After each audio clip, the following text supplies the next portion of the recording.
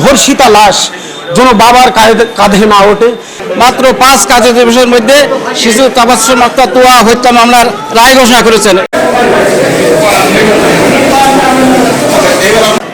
মৃত্যুদণ্ড আদেশ হয়েছে, কিন্তু রায়টা যদি কার্যকর হয় এর থেকে খুশি আর হয় না। কিন্তু রায়টা হলে মানে মেয়ে তো আর খুঁজে পাবো না, কিন্তু রায়টা যদি কার্যকর হয় তাহলে আমাদের মনে একটু সান্ত্বনা দিয়ে জায়গা পাবো।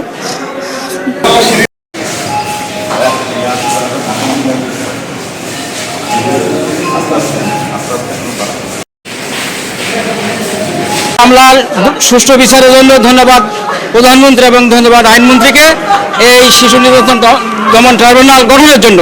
এই মামলার বিজ্ঞ বিচারক মাত্র 5 কাজের দিবসের মধ্যে শিশু তাবাসসুম আক্তার তোয়া হত্যা মামলার রায় ঘোষণা করেছেন এবং আসামি অবধারকে সর্বোচ্চ শাস্তি মৃত্যুদণ্ড প্রদান করেছেন। এই রায়ে আমরা সরকার পক্ষ খুশি এবং বাদী এবং তার পরিবারও খুশি।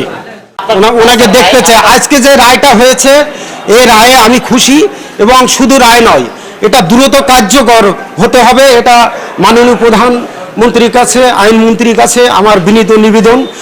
আর কোনো ধর্ষিতা লাশ যেন বাবার কাঁধে না ওঠে। এ খুব কষ্টের, এটা খুব যন্ত্রণার। এই যন্ত্রণাটা আর বাংলাদেশের কোনো বাবা যেন এই যন্ত্রণাটা না পায়।